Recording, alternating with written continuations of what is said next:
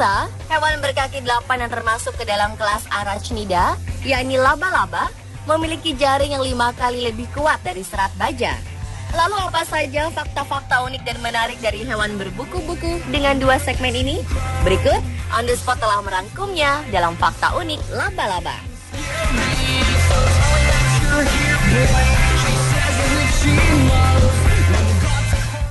Making my way downtown, walking fast, faces passing, I'm homebound.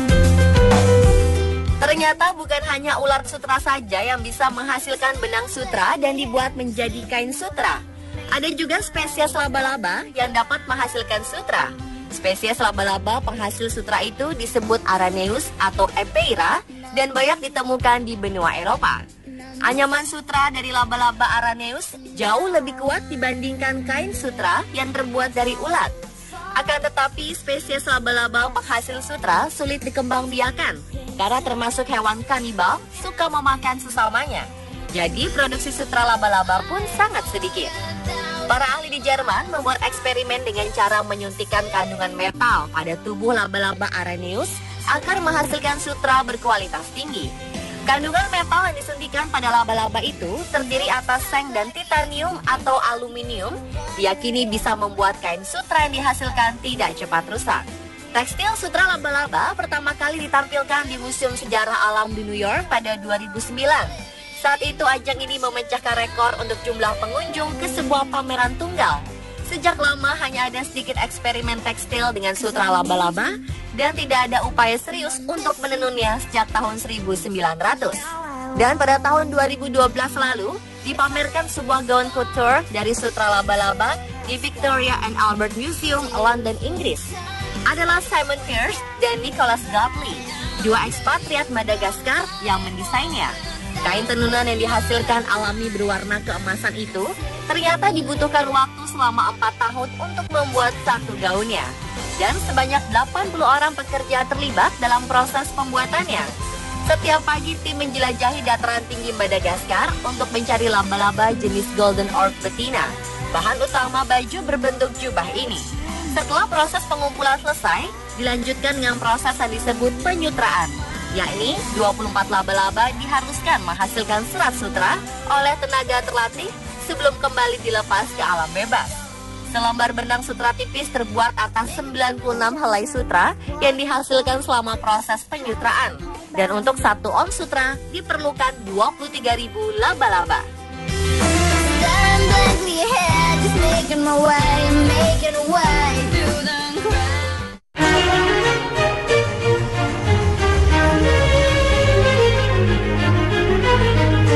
Tak hanya dijadikan sebagai kain sutra, laba-laba ternyata dapat dijadikan sebagai senar biola.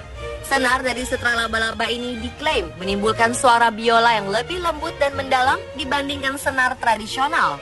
Seorang peneliti Jepang, Shigeyoshi Osaki dari Nara Medical University yang meneliti olahan ribuan helai sutra laba-laba menjadi satu set senar biola. Osaki secara khusus mempelajari sifat dan karakter sutra laba-laba yang tersusun bergelantungan, mengukur kekuatannya, dan membukukannya secara ilmiah dalam jurnal Polymer Journal tahun 2007. Dalam penelitiannya, Osaki menggunakan 300 ekor laba-laba Nephila maculata betina sebagai bahan pembuat senar. Nephila maculata adalah salah satu spesies laba-laba penunun bola emas yang terkenal karena struktur rumit jaring buatan mereka. Untuk setiap senarnya, Osaki memintal antara 3.000 sampai 5.000 helai jaring sutra yang kemudian diukur kekuatan senar tersebut dengan tarikan yang kuat.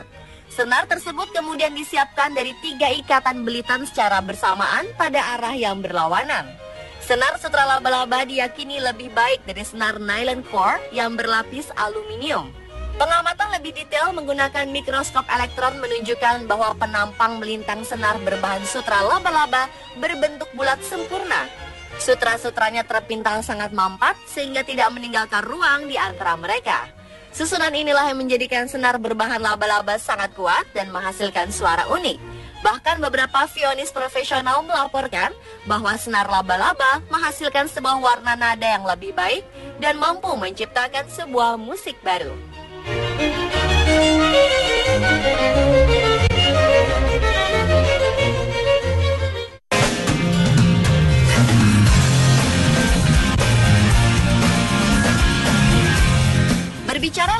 pertama, pastilah kita akan teringat dengan jaring laba-laba yang sering digunakan untuk memangsa. Namun ternyata ada spesies laba-laba yang tidak menenun jaring.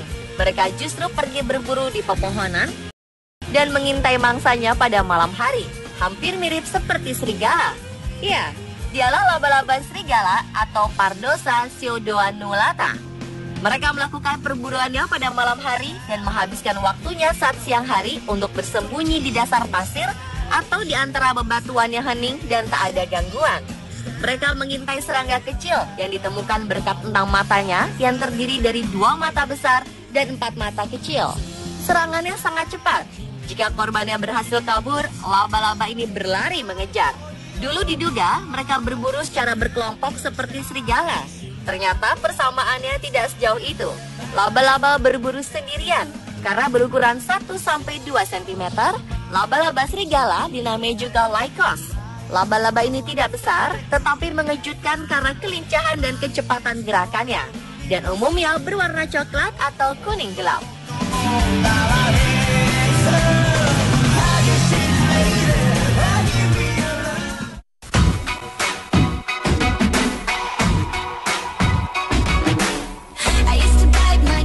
Jaring laba-laba yang umumnya dijumpai adalah sekitar 1 hingga 5 meter sebagai alat untuk menjebak dan menangkap mangsa.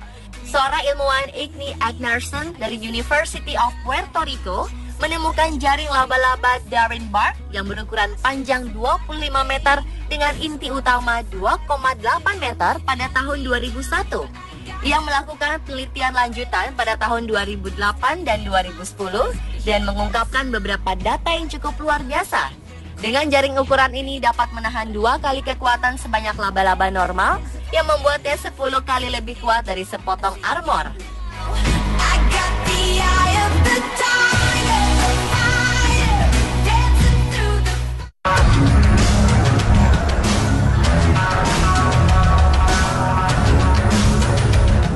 Studi terbaru menunjukkan bahwa laba-laba penenun bola emas atau Neptula plumpis yang tinggal di daerah perkotaan tumbuh lebih besar, lebih gemuk, dan lebih baik reproduksinya dibandingkan laba-laba sejenis yang tinggal di habitat asli mereka. Peneliti dari Universitas Sydney, Elizabeth Lowe, dan beberapa koleganya mendapati kalau laba-laba yang tinggal di perkotaan memiliki berat badan sekitar 3 gram.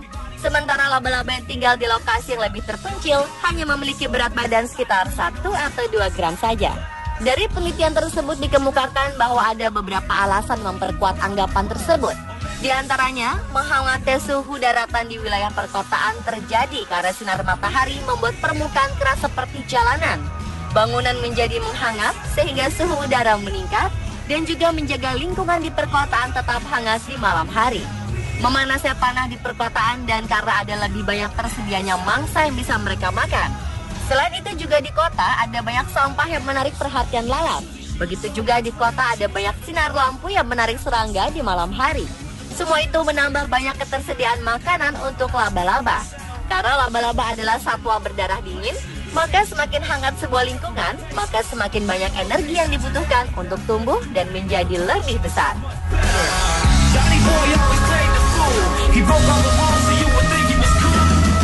Pemirsa, itulah fakta-fakta unik mengenai laba-laba.